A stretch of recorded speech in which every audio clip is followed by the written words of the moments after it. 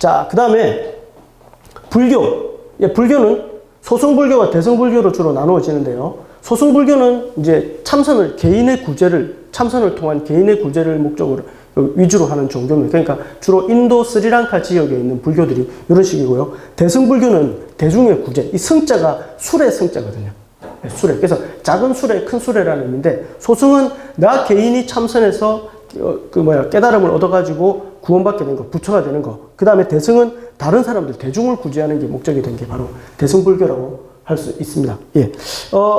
우리 그 교환에 여러분들 보시면, 예. 불교는요, 기원전 5세기형 네팔의 그 크샤트리아 출신이었던 석가모니 고타마 시다르타라고 하는 사람, 예. 그 석가모니라는 뜻은 석가족의 성자라는 뜻이거든요. 그래서 석가모니였던 고타마 시다르타라고 하는 사람이 달마를 깨닫게 됩니다. 수행을 통해서 깨닫게 돼서, 예, 그 사람이 스스로 부타가 되죠. 부타. 바로 부처가 되죠. 그래서 이제 그 사람을 고타마 시다르타의 부처의 가르침을 설파한 게 바로 이 불교, 보통 불법, 불도라고 이렇게 할 수 있습니다. 불교의 사상은 연기론입니다. 연기론. 이 세상의 모든 것에는 원인이 있다. 예, 그래서 이 땅의 삶은 지난 삶의 내 삶의 업보다. 예, 그래서 그것이 끊임없이 반복되는 게 바로 이 불교입니다. 아까 그 힌두교도 마찬가지겠지만요. 힌두교 신자들도 어떻게 생각하냐면, 자기가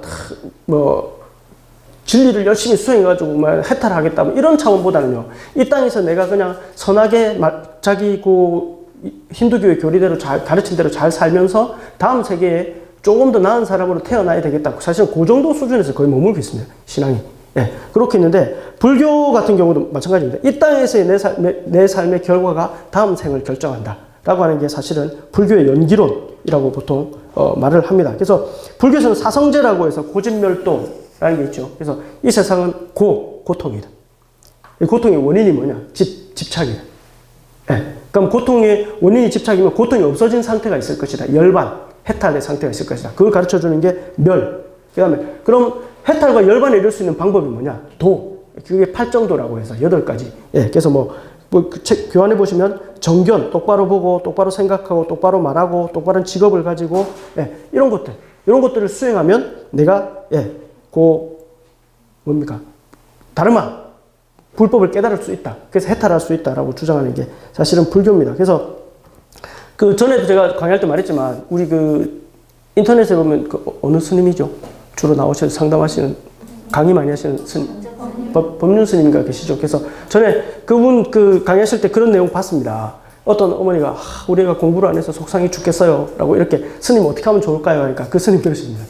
아이에 대한 집착을 버리십시오. 지 삶은 지 삶이고, 어머니 삶은 어머니 삶입니다.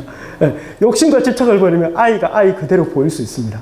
예, 그렇게 말하는 거 들었어요. 그러니까 불교는 글자 그대로 뭐냐면요, 집착을 버리면, 예, 욕심을 버리면 그게 해탈에 이르는 길이라고 보통 이렇게 쉽게 얘기를 합니다. 그래서 사실은 그런 게 불교라고 볼 수 있고요. 다음에 자세히 할 기회가 있으면 한번 해보고, 그 다음에 원불교 아시죠? 보통 우리 대통령께서 그 종교 지도자들 초청하면 원불교 지도자들 꼭 끼웁니다. 그죠? 같이 초청해서 이렇게 오시는데, 원불교는 우리나라에서 생겼습니다. 1916년에 소태산이었던 박중빈이라고 하는 사람이 창시했는데요. 제가 연구하기로는 박중빈이 실제로 불교를 공부하거나 불교에 입문한 적이 없다고 해요. 자기 스스로 공부하고 깨닫다가, 예, 창시한 게 불교인데, 이 원불교인데, 원불교가 불교의 교리와 워낙 비슷해가지고 원불교라고 이렇게 부릅니다. 그래서 원불교는 이 일원상, 요거를 숭배합니다. 일원상. 요걸 숭배하는데, 불교의 차이가 뭐냐면요. 불교는 현실 염세적이지 않습니까? 현실을 고통의 시대로 보지 않습니까? 근데 원불교는 현실을 긍정합니다. 현실을 은혜의 세계로 보고, 그래서 현실 속에서 어떻게 윤리적으로 살 건가, 이런 것들을 더 강조합니다. 그래서 원불교는 교당이 이 시내에 있죠. 대부분 다. 불교는 물론 이제 조선시대 때 워낙 핍박을 받아가지고 산속으로 지금 숨었습니다만은, 그래서 동남아 쪽에 가보면 또 불교 사원들은 다 시내에 있습니다. 그래서 우리나라 불교만 옛날에 핍박을 받다 보니까 조선시대 때, 그래서 이제 숨어 있긴 하지만 그렇습니다. 그래서 원불교하고는 그런 차이가 있고요. 자, 그 다음에 제가 원래 처음에는 이단 사입이를 안 하려고 했다가 하도 문제가 돼서 조금 요거 좀 언급을 하고 가겠습니다. 예, 이단 사입이 종교. 이단이라 그러면 보통, 예, 다를 리자에다가 끝단자 써가지고 결론이 다르다. 라는 뜻이죠. 예. 그 다음에 사이비. 우리 학교 고등학생, 중고등학생들은 사이비가 영어인 줄 알아요. 딱. 이거 한자였어요. 다들 이래요. 딱 보자마자. 예. 그래서 사이비는 비슷하지만 그러나 아니다. 예. 이런 의미를 갖고 있는 게 사이비입니다. 그래서 뭐 보통 혼용해서 쓰기도 하는데요. 보통 이단, 굳이 구분하자면 이단은 같은 종파 안에서 잘못된 교리를 갖고 있는 경우를 이단이라고 하고요. 사이비는 아예 그 종파를 나와가지고 다른 종파 자체를 만들어 놓은 걸 보통 사이비 종교라고 이렇게 얘기를 많이 합니다. 그래서 보통 뭐 제가 글자 말 그대로 양이 다르선 늑대입니다. 저 사람들은. 예. 그래서 왜냐하면 결론이 다르고 비슷하지만 아닌 경우가 왜 일어나겠습니까? 예, 보편적이지 않다 소리예요. 상식이 어긋나고 인간의 욕망에 의해서 만들어진 종교라, 특정 목적을 위해서 만들어진 종교라는 뜻을 담고 있는 겁니다. 사이비 종교. 그러다 보니까 사회적인 문제가 자꾸 일어난다고 볼 수 있습니다. 사이비 종교의 특징.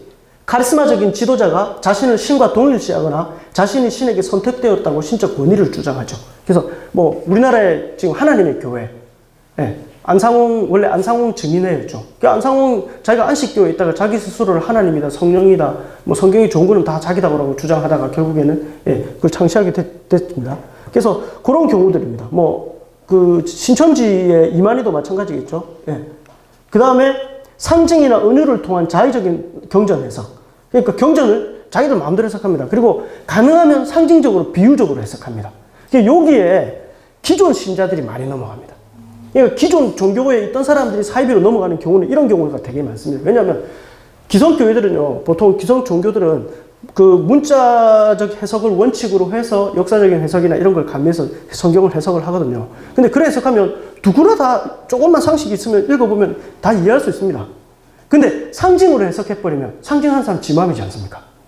그러면 지도자가 이걸 애매하게 해석을 해버리고 상징이다, 이게 비밀이다 이러면서 무슨 신적인 비밀이 있는 것처럼 밀교적인 성향, 신비적인 지식이 있는 것처럼 이렇게 얘기해버리면 그 해석을 말할 수 있는 사람은 지도자밖에 없지 않습니까? 그럼 그 사람이 권위가 올라가게 되는 거고 결국엔 그래서 사이비 종교가 생겨납니다.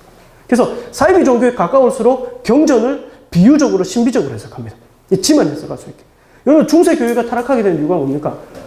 신부들이 평민들이 아무도 모르는 라틴어로 예배 집전해버리고 그 다음에 뭐 성경 해석에 대한 권한도 전부 신부들이 갖고 있고 이러니까 일반인들은 그게 맞는지 아닌지 구분 자체가 안 돼요.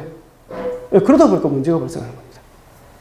그런데 기독교에서도 신약 성경은요, 당시 시장에서 쓰는 사람들이 알 수 있는 용어로 그 코이네라고 하는 헬라어로 기록됐거든요. 그래서 누구든지 그냥 글자를 아는 사람들이면 이해할 수 있을 정도가 돼야 그게 경전입니다. 실제로. 그게 무슨 밀교적인 지식, 신비스러운 지식이 있는 것처럼 하는 사람들은 목적이 있는 겁니다. 그래서 보통 사이비 종교가 이런 거 많이 씁니다. 그래갖고 막 신천지 가면 이상 그림 그려놓고 막 이게 비유인데 상징이 되고 주로 이제 사이비 종교들이 기독교의 요한계시록 이런 거 갖다 끌어다가 그 상징적인 걸 지나치게 막 억지로 이상하게 적용해서 풀고 이렇게 많이 하죠. 그 다음에 이제 주로 이제 많이 쓰는 시한부 종말론. 종말이 가까웠다. 맨날 며칠, D-며칠. 그래갖고, 기억나시죠? 1992년 10월 27일 다미선교회. 여러분들 뭐 방송 3사가 생중계했던 거 기억나시죠? 그래서 시한부 종말론. 이거 뭐 전에 안상홍 같은 경우 85년도에 죽기 전에 뭐라 그러냐면 88 올림픽 때 자기가 하늘에서 구름을 타고 잠실 운동장에 내려올 것이다. 이렇게 이런 예언도 하고 있었지 않습니까? 이게 다 시한부 종말론. 그래서 기독교에서는 이 날과 그 정한 거는 하나님밖에 모른다. 안 정해져 있다. 이렇게 말을 하죠. 그 다음에 이제 노동력이나 돈, 성 등을 착취합니다. 그래서 다 이런 목적들이 있는 거 아닙니까? 결국엔 이게 목적이거든요. 시한부, 사이비 종교나 이런 종교들은. 그래서 이런 특징들을 가지고 있습니다. 그래서 여러분들이 어떤 뭐 교회나 어디 종교단체에 가서 가입을 다니시다가 이런 것들이 주로 보인다. 이러면 빨리 나오셔야 됩니다. 근데 참 여기에 이미 물이 들어있으면 나오기가 쉽지가 않습니다. 벌 받을 것 같거든요. 이 사람들이 제일 많은 게 협박이지 않습니까? 나가면 죽는다. 자, 그 다음에 비상식적이고 비윤리적인 불투명한 운영. 이런 것들이 다 문제가 될 수, 이런 특징을 가지고 있습니다. 자, 그 다음에 이단 사이비에 세뇌당하는 단계들 보시면 이거는 이제 어떤 학자가 얘기한 건데요. 심신이 힘든 사람을 주로 붙잡겠죠. 그 다음에 기성 종교에서 상처받은 사람들. 여러분들 신기한 게 뭔지 아십니까? 사이비 종교 단체 사람들은요, 되게 착하고 친절합니다. 저희 학교에 그 하나님의 교회 다니는 친구가 하나 있거든요. 되게 착하고요. 걔도 하는 말이 뭐냐면, 우리 교회 사람들 너무너무 사람들 좋아요. 선하고 좋아요. 실제로 되게 사이비 종교 사람들이 착합니다. 예, 수단을 이상한 잘못된 수단을 많이 써서 그렇지. 그러니까 가면 일단 인간적으로 위로를 받아요. 예, 그래서 많이 빠집니다. 그 다음에 굉장히 부드럽고 선하게 권유합니다. 예. 그 다음 세계로부터 멀어지게 만들죠. 뉴스, 직장, 가족들로부터 멀어지게 하죠. 예. 그 다음에 심리적으로 교주에게 의존하게 만듭니다. 그래서 이거는 뭡니까? 이거를 보통 뭐라고 보냐면 자신의 사고력을 부정하는 단계라고 보통 얘기를 합니다. 그 다음에 실험에 의하면 10명 중 9명이 명백한 오답을 말하게 하면 나머지 1명도 75%의 확률로 명백한 오답을 대답한다고 합니다. 그러니까 뭡니까? 이 신천지에 빠져드는 이유가요. 처음에는 이렇게 같이 막 듣는데 그 중에 3사람이 새로운 신도면 나머지 7명이 다 거기 기존 신도들이에요. 근데 정체를 감추고 있어요. 그래서 딱 강의를 하면 맞나? 어떻게 그럴 수 있는 멋지네요. 맞네 이렇게 하면 처음에는 아닌데 이러다가 다 맞다 하잖아요. 그럼 아니다고 말을 못하는 거예요. 그러다가 어느 순간 자기도 빠져버려야 돼요. 신천지에서 이렇게 빠진 사람들 되게 많습니다. 네. 자, 그 다음에 이건 제가 우리 학생들한테 되게 종교 시간 맨 마지막에 강조하는 건데 이겁니다. 건전한 종교는 삶의 의미와 행복을 줍니다. 근데 진짜 사이비 종교는 삶의 고통과 불행을 줍니다. 반드시 기억하셔야 됩니다. 자, 그 다음에 지금 몇 분쯤 됐나요? 네. 종교 현황 보시면 전 세계 종교 현황입니다. 지금 이슬람교가 단일 종교로는 지금 제일 그 숫자가 많고요. 이걸 워낙 중동 지역, 동남아 지역 그 인구가 많으니까요. 그 다음에 개신교, 그 다음에 뭐 가톨릭, 힌두교는 거의 그 인도인들입니다. 그죠? 그렇죠. 그 다음에 무종교인들 이런 비율이고요. 종교별 인구 비율 2015년 거 보면 우리나라입니다. 우리나라 같은 경우에 불교 신도가 싹 줄어버렸어요. 그래서 전에 제가 2015년 이전까지만 해도요, 반에서 이렇게 종교조사해 보면 불교 신자는 엄마 아빠가 불교면 다 자기도 불교라고 하지 않습니까? 그래서 본인이 불교 신자라고 하는 애들이 한 반에 한 3분의 1 이상 됐어요. 근데 지금 한 반에 불교 신자 한 명도 없습니다. 저 손 들어보라면 거의 없습니다. 그 다음에 성당 다니는 아이들 1명 내지 2명 정도 있습니다. 한 반에. 그리고 개신교 신자들이 보통 한 30% 정도 이렇게 차지합니다. 저희 학교는 조금 숫자가 많아서 30% 정도인데요. 개신교 신자들입니다. 그래서 우리나라에서 이런 통계를 기록하고 있습니다. 그래서 불교는 확 줄었고요. 개신교는 줄었다가 조금 늘었다가 지금 또 줄었을 겁니다. 그다음 천주교 이렇습니다. 지역별 분표도 보시면 주로 이제 이 녹색, 연두색 이쪽이 다 이슬람교, 그 다음에 파란색 이쪽이 이제 개신교, 뭐 로마 가톨릭교회, 불교 이런 식으로 그 지역별로 구성이 되어 있습니다. 종교인들 구성이. 여러분들 저기 여행 가보시면 그 종교적인 사원 이런 데 가보시면 다 뭐 종교적인 저런 색깔들을 여러분들 보실 수 있을 겁니다. 자, 그 다음에 자, 종교의 역량. 종교는 결국요, 인간과 삶의 구원이 목적이겠죠. 그죠? 그래서 인간 존재의 궁극적인 물음, 자아 정체성, 내가 누구냐, 그 다음에 내 삶의 목적이 무엇이냐, 내 삶의 방향이 무엇이냐, 이거에 대해서 어느 정도 해답을 주는 것이 종교라고 볼 수 있습니다. 자, 그 다음에 종교를 통해서 실생활에 의미와 변화가 많이 일어납니다. 사람들이 많이 변화되는 경우들을 많이 보셨을 겁니다. 뭐 불교만 하더라도 뭐 고다마 시다르타 같은 경우도 종교를 통해서 변화된 경우고, 그 다음에 기독교의 그 아우구스티누스 같은 사람들 뭐 볼 수 있겠죠. 그 다음 사회적 가치와 윤리, 사랑이나 자비 개념, 보통 정의, 평화, 개혁 이런 사회적인 가치와 윤리에 영향을 굉장히 많이 미쳤습니다. 그래서 기독교가 생각하는 평화, 바로 성경에서 말하는 평화는 그거죠. 사자와 어린 양이 함께 있어도 서로 해치지 않는 세상, 샬롬 세상이라고 보통 얘기를 합니다. 그래서 이런 가치와 윤리들에 영향을 많이 주고 있습니다. 그 다음에 이제 생명 존중, 주로 이제 환경 문제, 또 낙태나 사형, 안락사, 자살. 이제 요즘에 현실적인 인권 문제하고 이렇게 겹치면서 사실은 종교가 주장하는 낙태, 사형, 안락사, 자살에 대한 문제가 배치가 많이 되죠. 왜냐하면 이제 현실에서는 그 현실적인 인간의 삶, 그게 훨씬 중요하게 생각하니까 이런 그 추상적인 가치인 생명 존중이라고 하는 거에 대해서 약간 배치가 많이 됩니다. 그래서 뭐 기독교에서는 여전히 낙태 반대 운동을 하는, 보수적인 곳에서 낙태 반대 운동을 하는 사람도 많고요. 그 다음에 이제 사형제도도 기독교는 거의 사형 폐지론을 거의 주장을 하죠. 그 다음에 뭐 안락사 문제도, 뭐 존엄사 문제 이거에 대해서도 그 종교는 되게 보수적인 성향들을 가지고 있습니다. 자살도 마찬가지입니다. 그래서 제가 이 부분에 대해서 학교에서 수업을 다 하고 있거든요. 얘네들 다 하는데 이게 이렇다라고 가르치기보다 왜 종교에서 이런 성향을 뗄 수밖에 없는지에 대해서 뭐 수업 시간 설명을 하고 아이들한테 얘기를 하기도 합니다. 자, 그 다음에 계몽교육. 이제 우리나라에 처음에 왔을 때, 선교사들이 우리나라에 왔을 때 주로 이제 종립학교, 미션스쿨이라고 하는데요. 이런 학교들을 많이 설립을 했습니다. 그래서 우리나라 최초의 근대식 학교였던 배제학당, 지금 뭐 배제대학교라고 있죠. 그 학교, 그 다음에 연세대학교, 또 이화여자대학교, 저 사진은 이제 이화학당 초창기 모습입니다. 부산에서도 뭐, 예, 학교들 되게 많죠. 경성대학교, 부산외국어대학교, 이런 학교들이 다, 예, 다 종립학교들입니다. 그 다음에 이제 일제강점기에 자주 독립의식을 고취하거나 민족운동을 했던 사람들이 다 종교인들입니다. 33인 민족 대표들 중에 개신교 쪽 지도자들이 16명이었습니다. 그 다음에 천도교의 뭐 손병희 같은 분들, 그 다음에 만해 한용운 선생, 이런 분들 불교신들. 이렇게 할 수밖에 없었던 게, 당시는 전화나 이런 통신시설이 발달하지 않았기 때문에, 당시는 종교 조직이 전 지역을 완전히 이렇게 딱 조직을 갖고 있었죠. 그러니까 종교 조직을 통해서 전파하는 게 가장 빠른 방법이었습니다. 이런 것들이. 그러다 보니까 사실은 종교 지도자들이 나서서 이렇게, 예, 많이 했었습니다. 그래서 이런 부분에 영향을 많이 줬습니다. 자, 그 다음에 의료와 사회복지 분야에도 영향을 많이 줬는데요. 병원. 예, 저 병원이 바로 이제 여러분들 잘 아시는 제중원입니다. 제중원. 갑신정변 때 민영이 칼에 맞아가지고 거의 죽게 된 상황에서 당시 선교사 알렌이, 의사였던 선교사죠. 알렌이 현대식 서양식 수술로 해가지고 민영이를 살립니다. 그래서 고종 황제가 바로 만들어준 게 제중원입니다. 이 제중원이 이후에 이제 연세대학교 세브란스 병원이 됐죠. 연세대 세브란스에 가면 저게 있습니다. 저렇게 제중원이.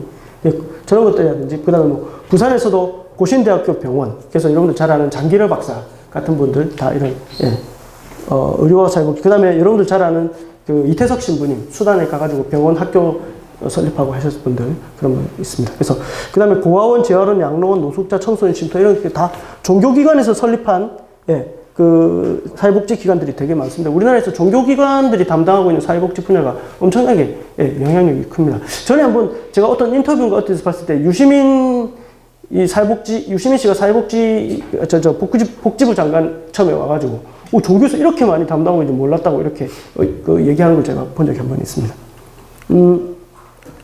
그 다음에 이제 예술 분야, 뭐 여러분들이 잘 아시겠죠? 이거는 예술 분야는 뭐 워낙 종교의 영향력이 크다는 사실을 이해하실 거고. 그래서 이런 부분에 영향을 많이 줬고요. 우리가 종교에서 몇 가지 생각해 볼 문제가 있는데, 예, 제일 먼저가 이제 신종론의 문제입니다. 여러분들 이 신종론이 뭐냐면요. 신이 전능하고 선하면서도 왜 어째서 이 세상에는 고통이 있을 수 있는가? 이건 이제 고대로부터 있었던, 예, 질문이죠. 신이 존재한다면서 왜 세상은 이런가? 우리 나훈아 선생님께서 테스형, 세상이 왜 이래? 예, 했던 그 질문, 소크라테스가 이 고대로부터 했던 질문. 예, 그 질문, 이게 이제 인간에게는 숙제죠. 신이 존재한다면 왜 이 세상의 부당한 일을 이대로 방치하고 냅두는가? 이거에 대한 고민입니다. 그래서, 기독교는 기독교 나름대로 이거에 대한 대답들이 있는데, 예, 이런 문제들 한번 여러분들이 생각을 해보시면 좋겠습니다. 그래서 뭐 기독교에서는 보통 얘기를 하기를, 예, 악이 과연, 예, 개별적으로 선과 악이 이원론적으로 존재하느냐, 아니면 악이 선의 결핍이 악이냐, 예, 이런 문제 가지고 이제 실제로 논쟁도 있고요. 그렇게 뭐 얘기를 합니다. 그래서 결국에는 악을 일시적으로 기독교에서는 신이 허용한다. 예, 그냥 허용을 해준다라고 보통 이렇게 기독교에서는 봅니다. 그래서 그 허용을 통해서, 예, 반드시 심판하지만 그 악에 대한 허용을 통해서 인간으로 하여금 성숙하게 만들고 더 성장하게 만든다라고 하는 게 보통 이제 기독교 쪽에서 말하는 신정론의 개념입니다. 이런 문제 한번 생각해 볼 수 있고요.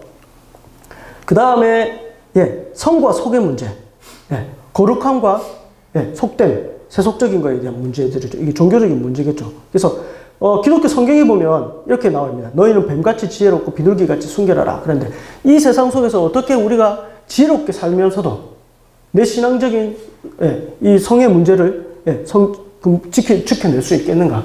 이게 사실은 신앙인들의 가장 큰 고민이라고 할 수 있습니다. 그래서 이 세상에 양발을 디디고 살면서 어떻게 우리가 속화되지 않으면서도 이 신앙의 거룩함을 자기 안에서 유지하면서 살아갈 수 있겠는가 하는 문제죠. 그래서 이게 사실은 종교인들의 가장 큰, 예, 고민이 아닐까 싶습니다. 그래서 이거를 어느 방향에 택하느냐에 따라서 이제 달라질 수 있는데요. 나중에 제가 기회가 되면 다음에 한번 종교와 문화의 관계를 연구한 것들이 있는데 그런 것도 한번 보시면 좋은데 이게 상황에 따라 달라요. 종교가 핍박을 받을 때는 성에 되게 이렇게 무게중심이 갑니다. 그래서 숨어 들어갑니다. 산속으로.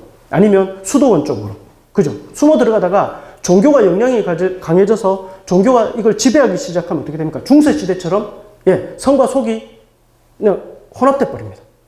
예. 그러다가 이제 성이 더 강해져 버리면 이슬람 국가 같은 경우는 어떻습니까? 성이 워낙 강해지니까 완전히 세속을 지배하게 돼 버리는 거죠. 그래서 그 이슬람 샤리아 율법이 사회 지도 자체를 통치해 버리는 상황들이 발생하게 됩니다.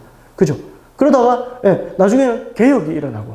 그래서 종교와 이 그 속의 문제가 어떤 관계를 유지하느냐가 신앙의 형태도 결정하고 또 문화를 결정합니다.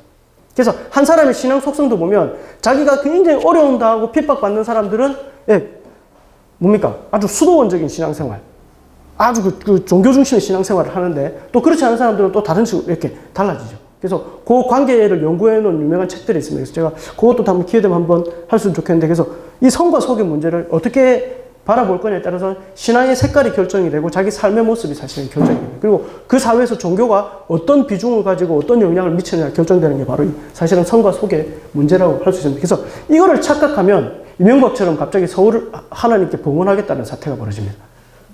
이거를 착각한 겁니다. 우리나라는 기독교 국가가 아니거든요. 그래서 저는 그렇게 생각합니다. 대한민국이 기독교 국가가 돼서는 안 된다고 생각합니다. 신앙을 열심히 전하는 거는 있을 수 있다고 생각하지만 기독교 국가가 되는 순간부터 중세적인 상황이 또 발생할 수 있습니다. 그래서 그거는 성경의 원리에도 맞지 않다고 생각합니다. 그 다음에 또 하나 생각해 보는 게 이게 좀 어려운 얘기인데 텍스트와 컨텍스트의 문제인데요. 이것 때문에 진보 보수가 갈라지고 이런 문제들이 사실은 발생할 수 있는데요. 결국 텍스트가 뭐냐? 바이블, 경전을 어떻게 문자적으로 받아들일 것인가? 라는 문제. 그 다음에 컨텍스트. 보통 이제 독일어로 지친레벤이라고 해서 삶의 상황. 이 삶의 상황을 이 경전에 있는 내용들을 우리의 삶의 상황에 어떻게 적용시킬 건가? 이 균형을 맞출 건가? 이게 대단히 중요합니다. 그래서 보수는 어떤 사람들이냐? 텍스트가 위주입니다. 성경에 나오는 경전에 나오는 텍스트 위주로 살아가려고 텍스트를 문자 그대로 지키면서 살아가려고 하는 사람들이 주로 보수주의자들입니다. 그러다 보니까 극단적인 사람들 나오겠죠. 예를 들어서 뭐 있겠습니까? 오른손이 잘못하면 왼손을, 오른손을 찍어버리라. 이런 거 있지 않습니까? 그러면 실제로 진짜 그런 일이 있을 수 있습니다. 그래서 필리핀 같은 데서는 고난주간이 되면 실제로 못을 못 박히는 사람들이 있습니다. 못을 자기 몸에 실제로 박습니다. 이 사람들은 뭡니까? 텍스트주의자들입니다. 그죠? 그 다음 컨텍스트를 더 중요하게 생각하는 사람들은 아니야, 내 삶의 정황이 더 중요해. 그래서 성경을 해석할 때도 이런 삶의 정황에 입각해서 해석을 하겠죠. 그러다 보니까 텍스트주의자들이 볼 때는 타락한 사람들, 속화된 사람들 이렇게 볼 수밖에 없습니다. 그래서 요게 사실은 요 균형을 어떻게 맞추느냐의 차이가 그 사람의 신앙의 색깔과 여러 가지 그런 것들을 다 결정합니다. 성과 속의 문제, 또 텍스트와 컨텍스트의 문제 이런 것들을 고민해 볼 필요가 있다라고 생각을 합니다. 그래서 이런 문제들 때문에 사실은 저 정광훈 같은 사람들도 나오고 또 굉장히 개혁적인 사고방식을 가진 사람들도 나오고 또 뭐 동성애를 바라보는 시각에서 어떤 사람들은 굉장히 보수적으로 바라보는데 또 어떤 사람들은 그거 결국 이성애자들이 동성을 성폭행한 거야. 그 성경에 나오는 그 내용은. 그래서 그걸 갖다가 자꾸만 그렇게 성폭행 때문에 동성애 때문에 소돔과 고모라가 멸망했다고 생각하면 안 돼. 이렇게 주장하는 사람들도 있습니다.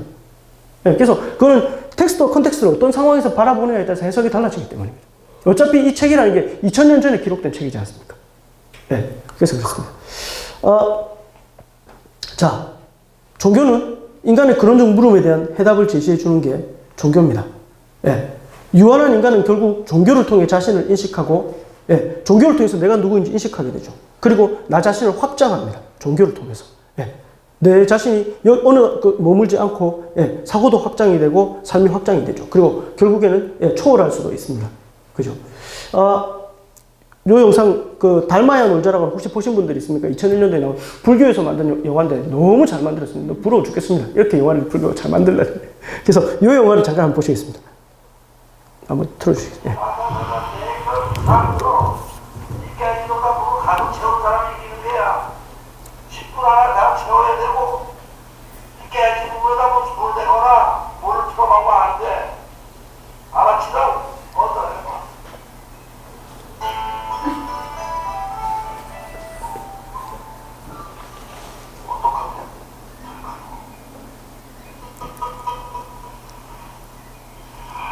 형님, 여기서 지금 어떻게 쪽팔려서 저를 더 있겠습니까? 이거 아이디어 좀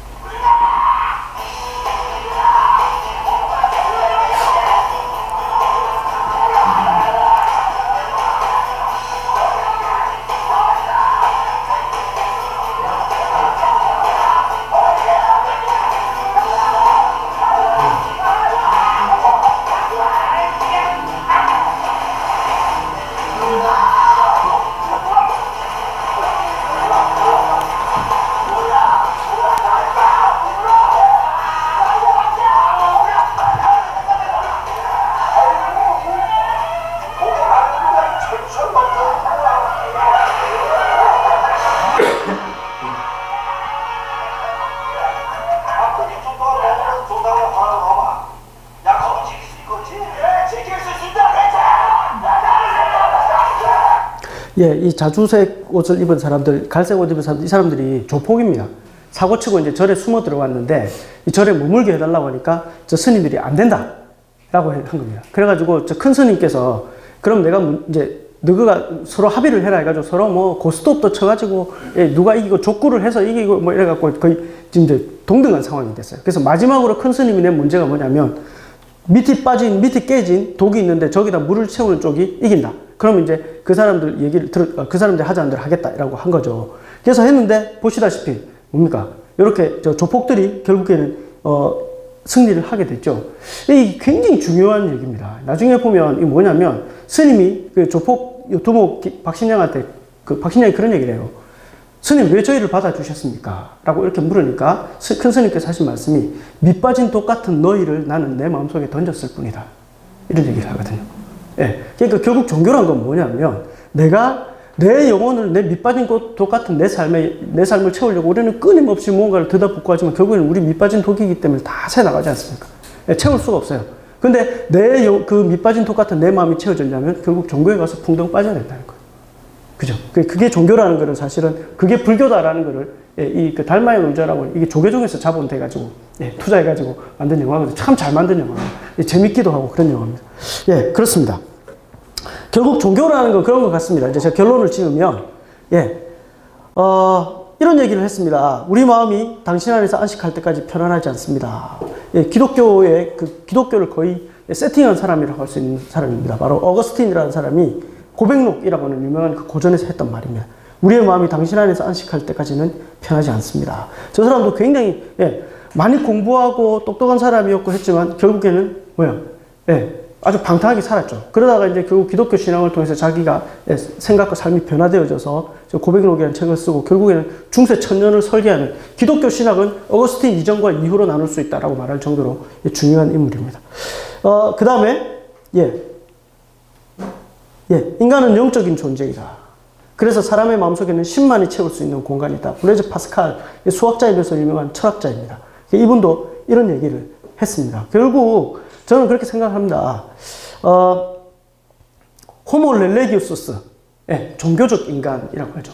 그래서 종교는 인간이 존재하는 한 없어지지는 않을 것 같다. 그러면 이 종교가 결국에 인간은 종교적인 성향을 가지고 태어나고 종교적인 걸 느낄 수밖에 없는 상황과 아무리 과학이 발달해도 종교는 인간의 삶과 뗄 수 없을 정도로 인간의 삶의 본질이라고 생각을 하는데요. 그러면 이 종교를 우리가 어떤 종교를 믿고 이 종교가 내 삶에 어떤 자리를 차지하고 내 삶에 그리고 어떤 영향을 미치는지를 잘 생각을 해가지고 진짜 좋은 종교를 만나면 삶이 풍요로워지고 의미를 찾게 되지만 사실 아까 말씀드린 대로 잘못된 종교에 접하게 되면 생각이 왜곡되고 굉장히 사회적으로 또 개인적으로 문제가 발생을 한다고 생각을 합니다.